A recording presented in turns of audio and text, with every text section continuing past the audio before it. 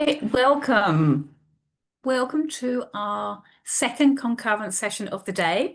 Just give you a few moments to get in, get settled, get your audio, and then we'll begin. So just in case anyone hasn't been at the previous sessions, just want to do a brief bit of housekeeping. We do have live captions. You can access those by clicking on the CC button at the bottom of your screen.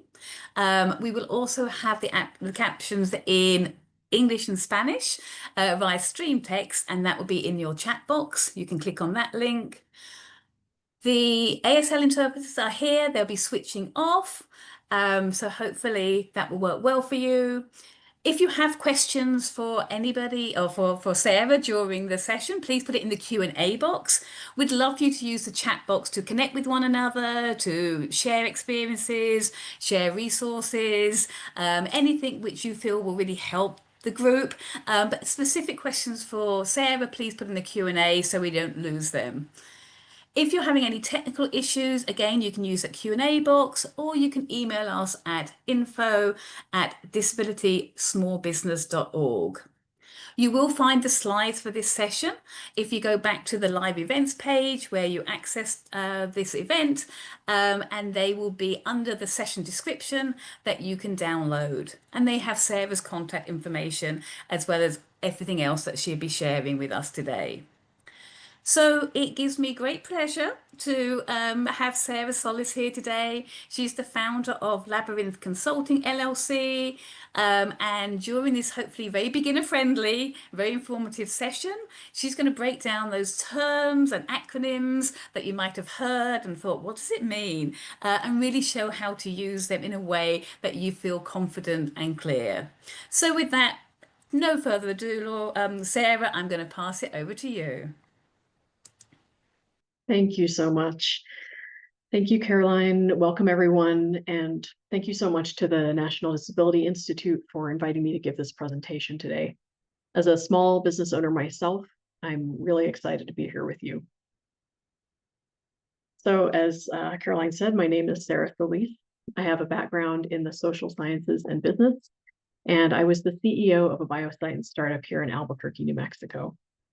When I left, I decided to use my experience as a leader and a grant writer to found my own company, Labyrinth Consulting, to help other startups and small businesses access non-dilutive grant funding. Today, I'm going to put some of that experience to use and talk to you about startup language and capital. Of course, I'm not here to give you legal or financial advice, and I want to acknowledge that we're going to cover a lot of material in the next 50 minutes. And I would encourage you to focus on first steps and just know that there are many tools and resources waiting for you when you're ready. Part 1, Startup Language and Concepts, the Business Model Canvas. We'll start off with some terminology before discussing types of startup capital. But before we dive into business model development, I want to talk about first steps. I think of a new business as having two main requirements, administrative and exploratory. Administrative covers the legal and financial setup of your business, but today we're going to focus on the exploratory side, which is about understanding the demand for your product or service. If you're just getting started or feeling overwhelmed, start with your customer and your value. What problem do you solve and for whom? These are the two most basic questions that you need to answer, and we'll come back to them in just a moment. Here's the business model canvas. This slide shows a rectangular graphic that contains 9 boxes, each labeled with a different part of the business model. If you haven't seen it before, the business model canvas is a useful tool to help you understand how you will create, deliver, and capture value. In other words, make or do something, get it to your customer, and get paid in return. The business model canvas is part of the lean startup approach, which argues that a startup is not like an established company. Instead, it's a kind of experiment, an organization in search of a profitable business model, and needs flexible tools that will accommodate the changes that come with growing a business. You can use the boxes on the canvas to describe your ideas, and you can keep revising these ideas so that the canvas becomes a living document, reflecting your most current understandings of your business. In the following presentation, we'll go through each of the boxes starting at the far right of the top row. Customer segments, customer relations, value propositions, key activities, key partners, key resources, channels, cost structure, and revenue streams. So starting with customer segments. Customer segments number 1, the market. Let's start with customer segments, and as we move through these slides, the key in the top right corner of the slide will show you which box in the business model canvas we're talking about. Right now, we're in the top right corner. Your market contains all of your potential customers, and segmenting your market means dividing one large group into smaller groups with commonalities that will allow you to reach them more effectively. This slide shows a top-down method for segmenting a market, which is commonly used in presentations to investors. The largest circle in the diagram represents the total addressable market, or TAM, or all of your potential customers. The middle circle represents your serviceable available market, or SAM, the part of your total market that you could I'm sorry. One of my lights just kind of freaked out and turned off, so sorry. The middle circle represents the serviceable available market, SAM, or the part of your total market that you could realistically reach. The smallest innermost circle represents the serviceable obtainable market, SOM, or the part of your market that you could reach given limited resources, such as your marketing budget, number of sales reps, and so on. These categories are usually represented as revenue. For example, somebody might say, the total addressable market for my product is worth $5 million. This is a relatively quick and easy way to start segmenting your market, but you should also back it up with specific data. Customer segments 2, adopters. Our second customer segment slide shows another way to think about your market, this time in terms of adoption. The diagram is drawn from a book called Crossing the Chasm, which I've listed on the resource slide at the end of the presentation. This approach segments your market in terms of who will adopt your product at what stage of development.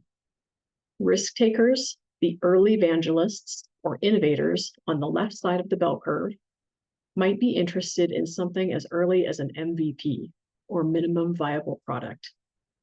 Early adopters need a little more in the way of product development, but are still willing to take some risks on a new product. While reaching these two groups is important, you can see from the diagram that they still make up a smaller segment of your market.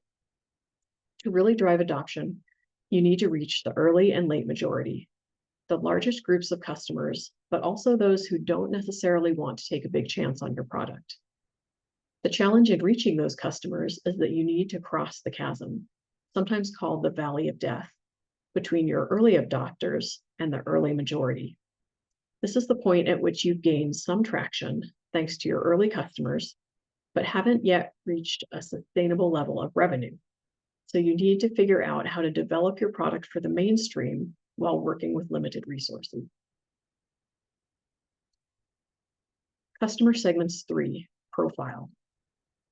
In contrast to our first customer segment slide, which segmented the market from the top down, our third shows a bottom-up approach that starts with a question.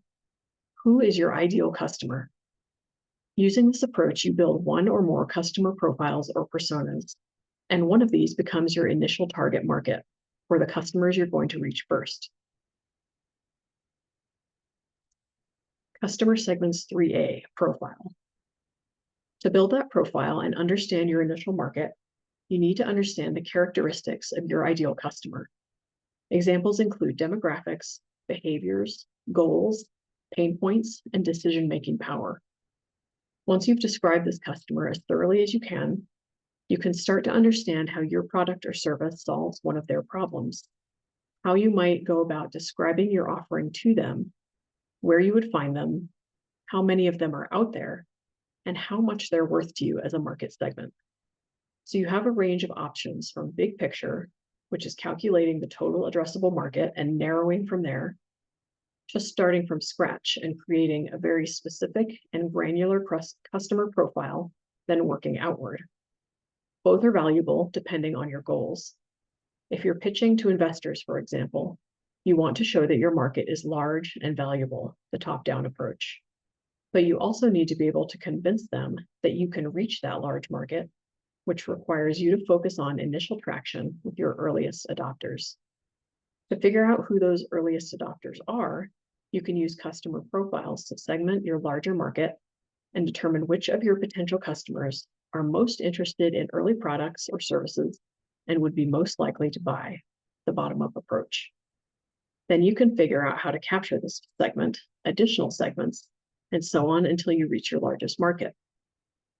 These tools are complementary, and your market from both perspectives will allow you to make the strongest argument to your investors, lenders, and other stakeholders.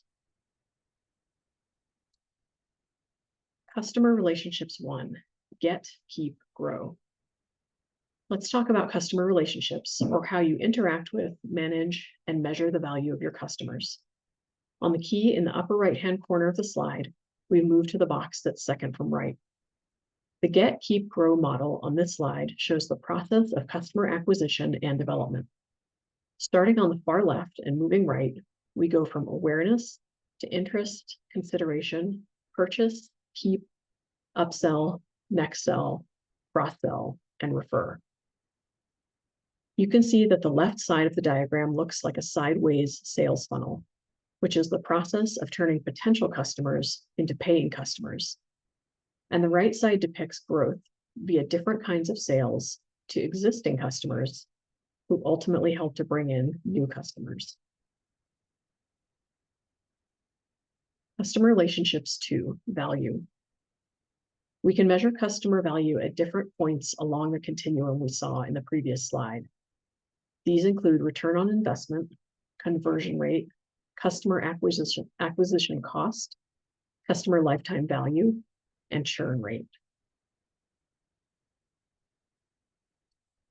Customer relationships 3, ROI. Return on investment, or ROI, shows you the relationship between what you invest in your company and the returns on that investment as a percentage. The arrow after ROI is a reminder that you want this number to be high, but as with many of these calculations, the exact target varies by industry.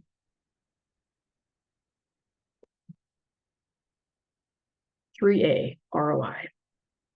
In this example of ROI, let's say you invested $100 into ads, and as a result of those ads, you got a client and made $50 profit. If you divide $50 by $100, then multiply by 100, you can see that you got a 50% return on investment. In other words, you spent $100 and made $50. So in this case, you lost money.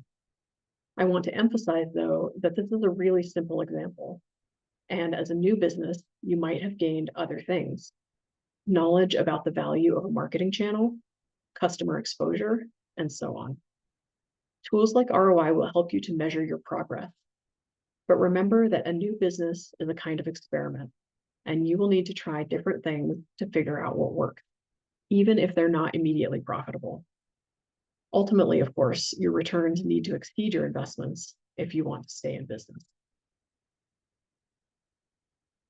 Relationships 4, conversion. Conversion refers to how many potential customers you turn into paying customers, and this is another percentage that you want to be high rather than low.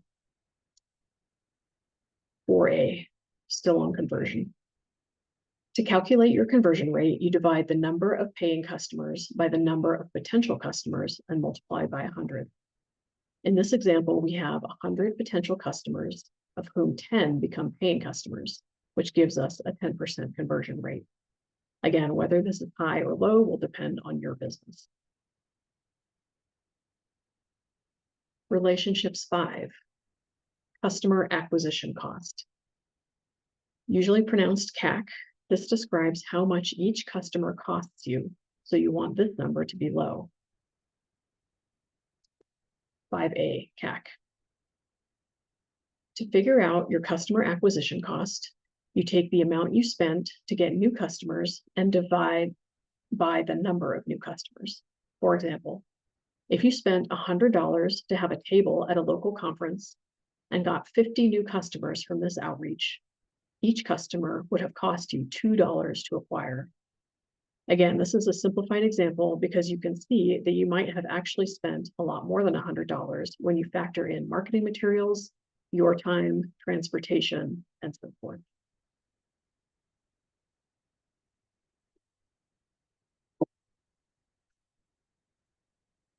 Relationship 6, lifetime value. Calculating customer lifetime value is a two-step process.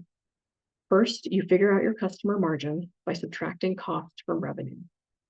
Second, you calculate lifetime value by multiplying the margin by length of customer time with your company. This is another figure that you want to be high. 6A, still LTV. In this example of lifetime value, we have $100 of revenue minus $50 in cost, which leaves a margin of $50 for this particular customer. We take that $50 margin and multiply by the 3 years that the individual has been a customer, and we get $150 of lifetime value. Relationship 7, churn. Churn is the rate at which you lose customers and thus have to find new ones or find other ways of increasing your revenue. You want this number to be low. 7A, still churn. If you start out with 100 customers and lose 50 of those, your churn rate equals 50%.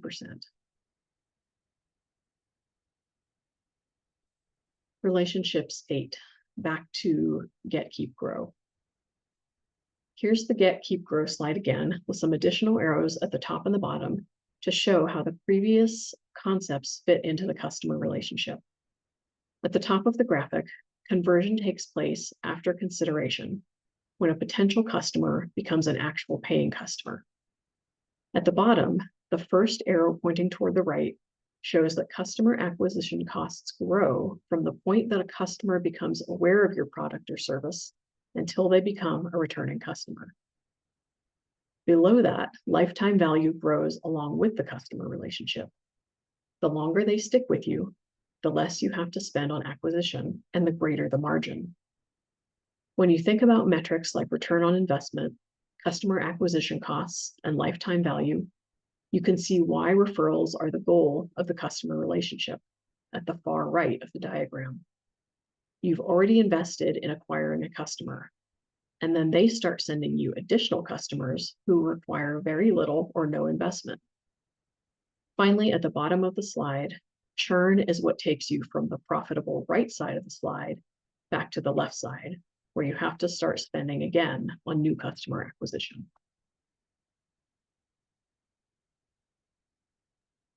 Value propositions. On the key in the upper right-hand corner of the slide, we've moved to the box in the middle. At the beginning of my talk, I suggested that prospective or new business owners focus on customers and value propositions. We've spent a lot of time on customers in terms of segmentation, relationships, and value. So let's move on to talking about value propositions. A value prop is literally what kind of value you offer your customer. What problem do you solve? So let's say you've invented a new way to chop up vegetables. You know lots of people are trying to eat healthier, and you think your device will make it easier to have a salad for lunch. How do you find out whether you offer something a customer values and will pay for? You have to start talking to people, and that means asking questions and listening to their answers, not pitching your idea until you get a sense of your customers and their pain points or problems. The process of customer discovery will validate or invalidate, confirm or deny your product idea. So just imagine, you talk to your mother and you find out that since retiring, she loves using her mother's old knife in the kitchen and really taking her time to make meals. You catch your neighbor on the way home from a jog and find out that he only drinks protein shakes for lunch. But when you ask one of the interns at your office, you find out that he loves to cook and is always interested in a new kitchen gadget. What's more, he has a cousin who just had a baby and needs help with meal prep. Now you know that you have at least two potential customer segments. First, Gen Zers just starting their careers who have a bit of disposable income, no kids, and time to enjoy hobbies. And second, young working millennial parents who need help making household chores more efficient. So what are your value propositions? For the first group, they might include performance, status, newness, and design. For the second, they may be more like price, convenience, and usability. The point is, you won't really know until you ask. And remember, sell the destination, not the transportation. You know and love your product or service, but for everyone else, it's a means to an end. Those very early adopters we talked about might want to dive into your specs and features and design process and everything else because they are, by definition, interested in new things. But most people just want to know how you can make their lives better. So rather than pitching to everyone all the time, focus on what your customers need and how you can help them. That's your value.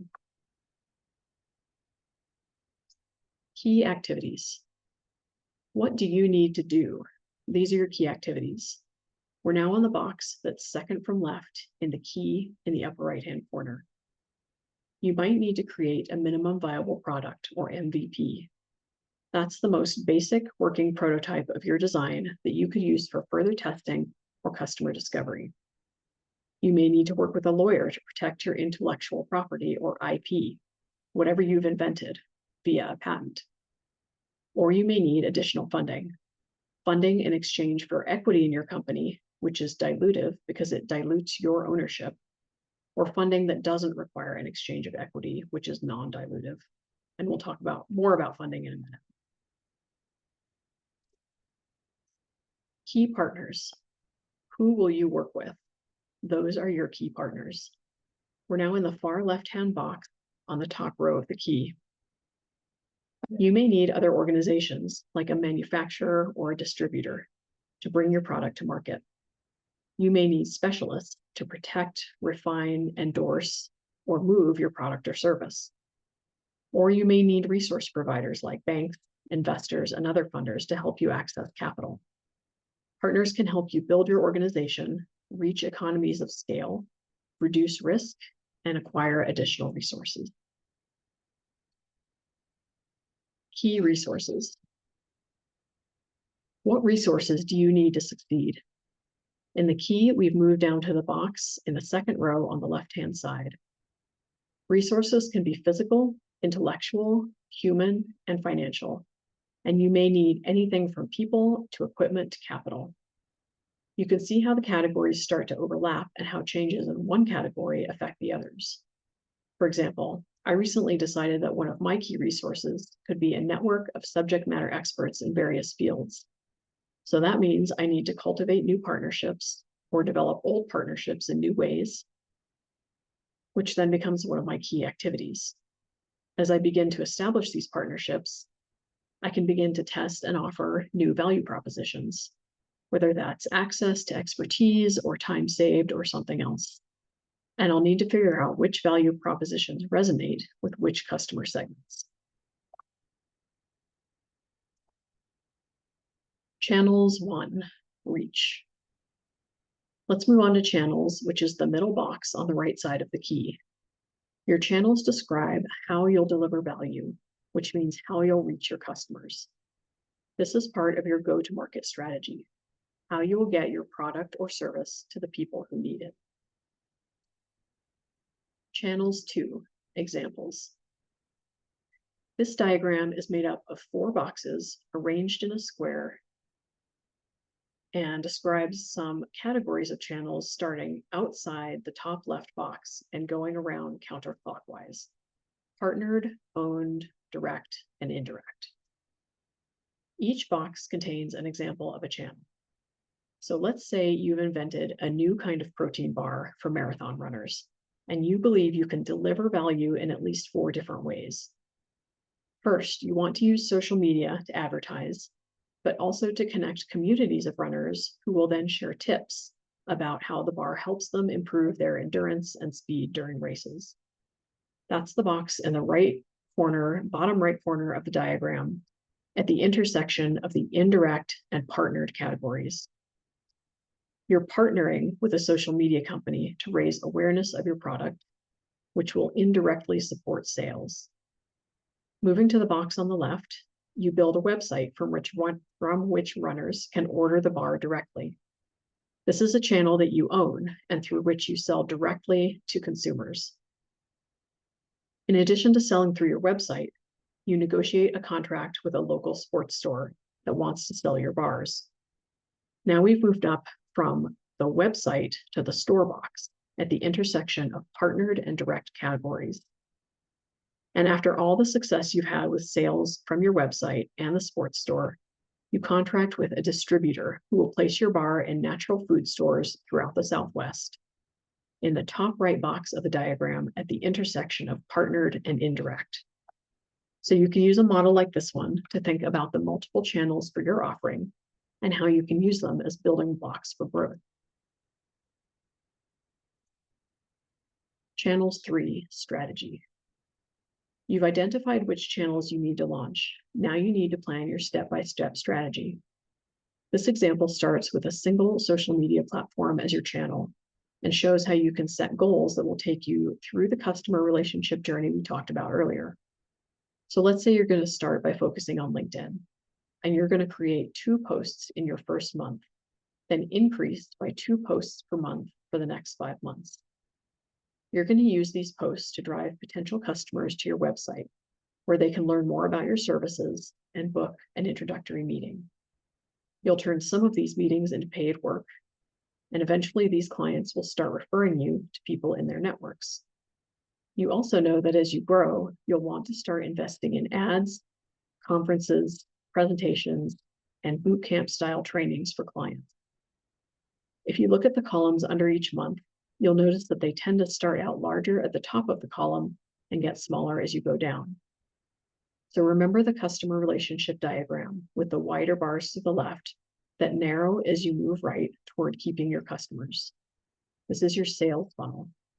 Your go-to-market strategy is your plan for bringing as many potential customers as you can to the top of that funnel, and then bringing those potential customers down into the funnel step by step until they become paying clients. In this example, you're using your LinkedIn posts to attract potential customers to the top of your funnel, then using your website, initial meetings, and any other means to convert potential into actual customers. It's a funnel because your pool narrows from the top to the bottom. You're probably not going to be able to turn everyone who's interested into a paying customer, but the more people you can get to the top, the more potential you have for conversion. And your channel strategy contains the specific steps to enable that conversion.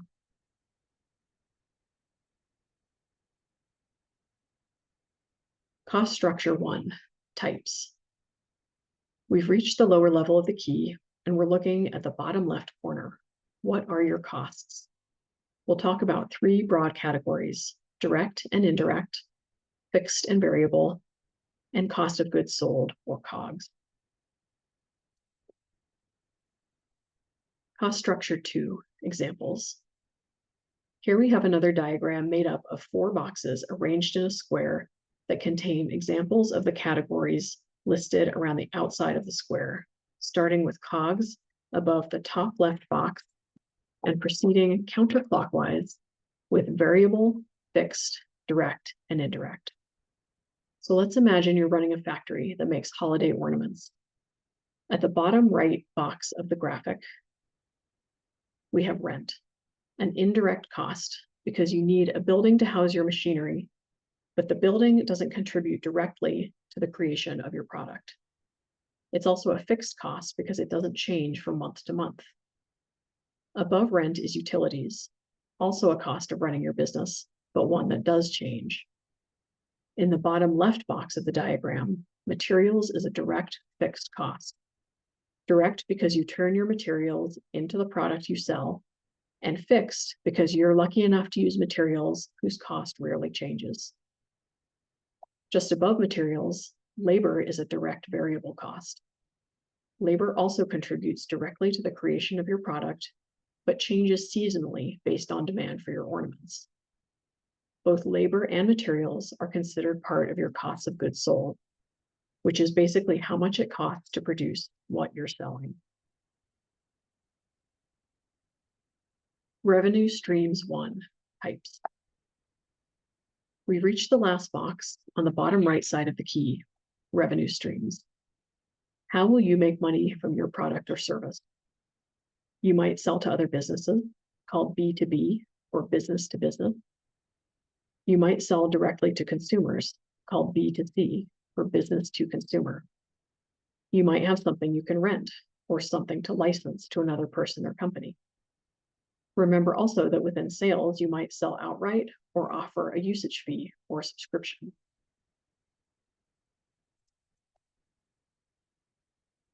Revenue streams 2, example. When I worked for the bioscience startup, we created a stakeholder map for a software product that predicted disease risk. This map shows a star on the left side and arrows and boxes flowing to the right.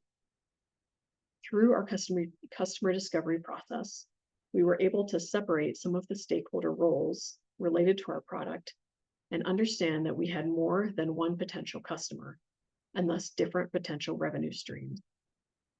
In the diagram, the star on the left represents the company. We thought we might be able to sell our software to electronic medical record companies, represented as EMR in the box slightly above and to the right of the star, and payers or insurance companies, slightly below and to the right of the star. However, we also thought we could sell to the customer of our customer, which meant hospitals. The hospital would then facilitate access by the user, who was a doctor. I show this example just to remind you to think both specifically and broadly about where your revenue might come from. Specifically, you need to understand that users, buyers, and decision makers might be the same person, or they might be different people within one or more organizations. Broadly, remember that you might have layers of customers, or customers that become accessible to you once you reach a certain level of sales or distribution. Turning your business model canvas into a map can be a really helpful way of understanding how the pieces of the model relate to each other in both straightforward and unexpected ways. The process of mapping will let you brainstorm about relationships and the paths between them, which will likely be more complex than the list format can convey. And once you understand the paths leading from customers to revenue, you can create detailed plans for how to get to one from the other.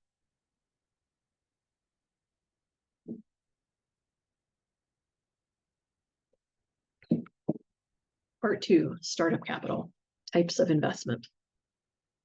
Now that we've covered some basic business terms and concepts, let's turn to startup capital and types of investment for your new business. Bootstrapping. Bootstrapping means starting a business with your own resources, including personal savings, operating revenues that you've already started to generate, and sweat equity, which means investing your own time and energy or that of other people who may agree to work for you in exchange for a small amount of equity in or ownership of your company. The advantage of bootstrapping is using resources you already have, which can also be the downside. Be wary of giving away equity in your company and think carefully about what returns that equity will generate. Loans. As I'm sure you know, loans are funds you borrow from an institution.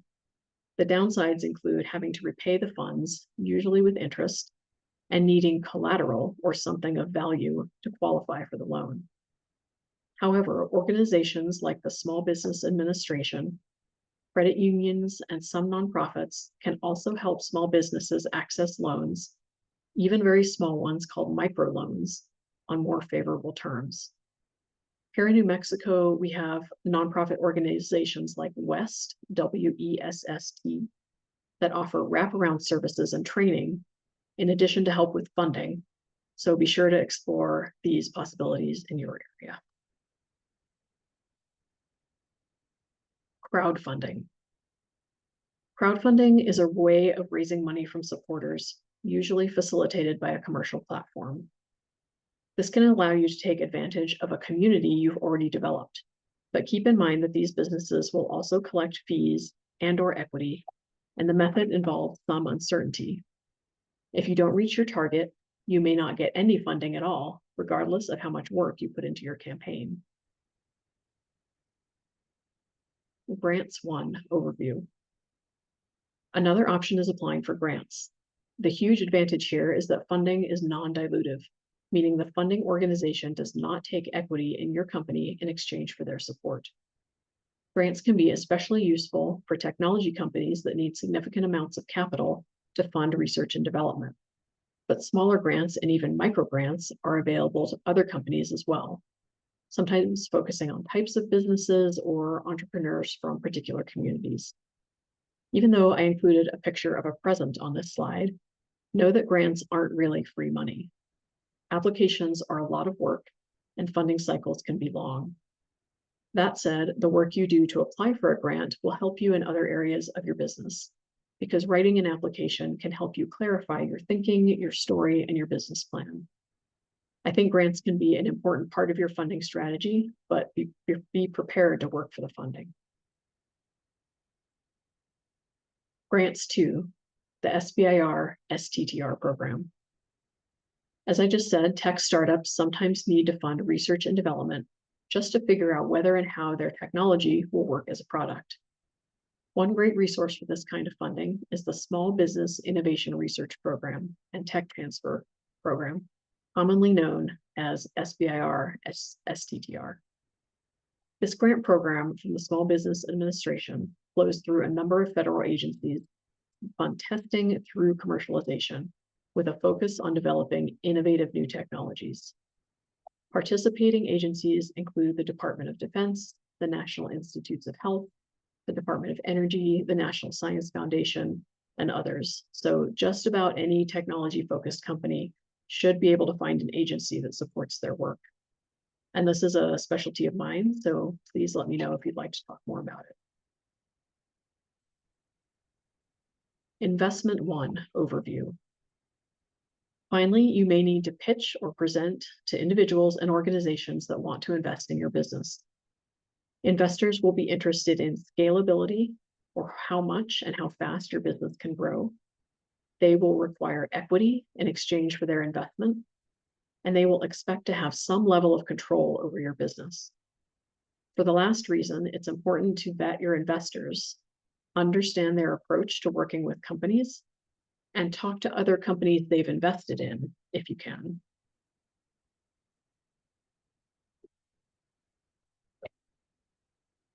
Investment 2, rounds and raises. This graphic gives you a general sense of the progression of investment. Starting on the left side in the pre-seed stage, founders may bootstrap, take donations from friends and family, or ask angel investors to contribute. Generally, angels invest smaller amounts of money at earlier stages, and different cities or regions often have their own angel investor groups. Moving right from the pre-seed to the seed stage, grants can offer larger amounts of funding. But if grant funding is not available or not enough, founders can raise rounds of investment, usually called Series A, Series B, C, so on, from venture capitalists or VCs. Companies in capital-intensive industries might go through quite a few letters of the alphabet, raising a larger sum each time. And raising venture capital is an intensive process, and you will probably have to give 100 or more pitches before you hear a yes. So help yourself by doing your research beforehand and finding the VCs who focus on your industry. Then use your network to see if you can get a warm introduction. Start building your relationships early so that when you make your pitch, you're not a stranger. Finally, at the far right side of the diagram, we have the IPO, or initial public offering, the stage at which a company goes public, meaning it sells shares to the public on a stock exchange. But the actual path of your company is going to depend on your industry and your goals for your business.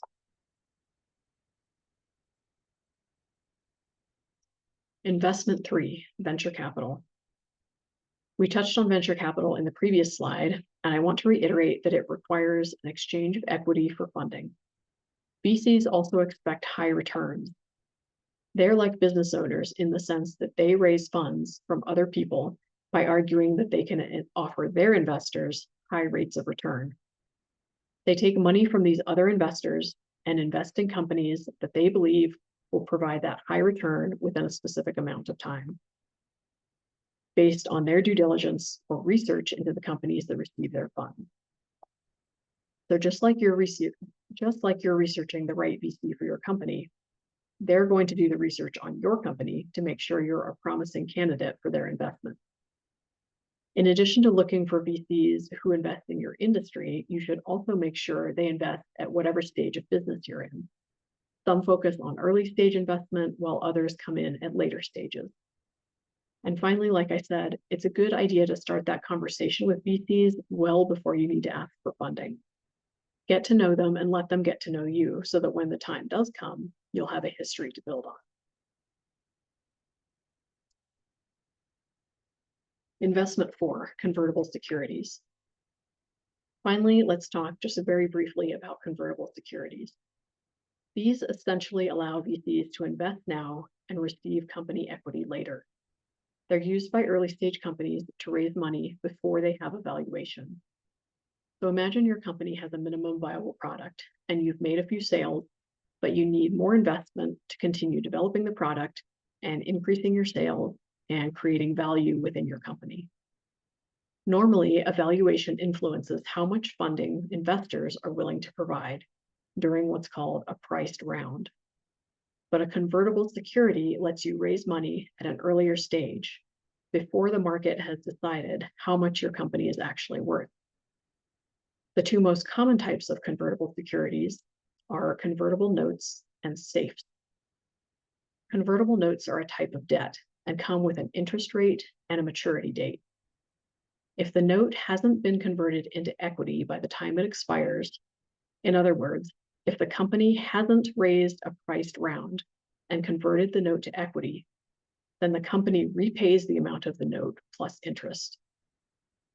A safe is a simple agreement for future equity. And like notes, they convert to equity, meaning stock, during a future priced round. But unlike notes, they do not require repayment with interest. Going back to those first steps, we've covered a lot of ground, and I know that all of this information can be overwhelming. So I just want to remind you to start with the two most important questions. Who is my customer and what value do I offer them? Everything else about running a business flows from the answers to these two questions. Resources. I've just included a very few resources here, and I would also encourage you to get in touch with your local small business office or SCORE, S-C-O-R-E network. It's a national network of subject matter experts, including business owners and advisors, who give webinars on all kinds of topics, and I have found them to be really helpful. Last, please follow up with me. I want to end by saying congratulations on starting your new business. It's a really exciting step to take, and you should be proud. Feel free to contact me if you'd like to discuss anything that we talked about today, and you should also get a copy of my slides. So it's been a real pleasure to talk with you today, and I'm happy to answer questions in the time we have left. Thank you so much, Sarah. That was just amazing. It's so many complex I don't know, acronyms. You were just so clear, so calm. I know it was also a lot, so just a reminder, this is recorded. You can go back and watch it as much as you like, and it's going to be available on this platform for 60 days and then will be on NDIs, so you don't have to think you have to remember everything from today. Have a couple of questions. The first one is crowdfunding available through non-profit platforms rather than for-profit, which might take bigger fees? Do you know? That is a good question, and I am not an expert on crowdfunding, so I don't really know. It seems like a good idea, but I can't say for sure. The ones that I know about are definitely commercial for profit, so Thank you. And then someone asked, could you talk a bit more about notes that don't need to be repaid? Uh, um, I don't know if there's a more specific question in there. I will say also, my expertise is really on the non-dilutive grant side and not as much in the investment side. So that's why I was just kind of giving you a really broad overview. I know that both convertible notes versus safes, they each have their pros and cons. And I've heard people say, founders might prefer one while investors prefer the other because there's kind of some tension about, the requirements and like you said, the repayment and other details. So I would really encourage you to get in touch with, if you have some kind of local resources, like maybe a local accelerator, or, maybe get in touch with an investor who would be willing to talk to you, and that your local angel group, angels, I think, would be willing to talk to you, because they're gonna understand those nuances a lot better. And I don't want to say anything that's wrong, but I would really encourage you to reach out and ask those questions of people who really know what they're talking about. Definitely. And just to sort of plug a few things that are on our convening. So first of all, the resources tab, there is a comprehensive entrepreneurial guide, and that does have some of this information in and links to where you can get more support. So we would urge you to download that. We also have our booths in the exhibition hall, and particularly ones relevant, we have our Verizon Small Business Digital Ready, and they actually at the moment have a $10,000 grant that's open. It provides a lot of great free resources. You don't have to be a Verizon customer. They provide mentorship, they provide learning opportunities, but also grants. And you have to do 2 of their events to qualify. So check that out. We have the link in the chat and also in the booth. We also have a CDFI, Synergy Seed Fund. Again, I put the link in the chat earlier, but you can go to the booth. And that Synergy Seed Fund is a CDI specifically for disability-owned businesses. So it can be a great way. And not only is it funding, but they also provide that technical assistance that Sarah was talking about. So definitely make sure that you look at those resources. Just one last sort of general question, Sarah, to finish up. How can if somebody is new and they're feeling overwhelmed by this, how can they perhaps push back or ask for clarification if an investor or a funder or someone uses a term they don't understand without feeling undermined by it? That's a great question. I think, with grants, I mean, I think with any grant application, you would want to do that research beforehand and make sure, you understand the terms and everything before you turn your application in. So find a resource that can help you, as you're writing, not asking in your application or not. But that said, program officers are a great resource. They have slightly different titles, but that's kind of a general, program official maybe.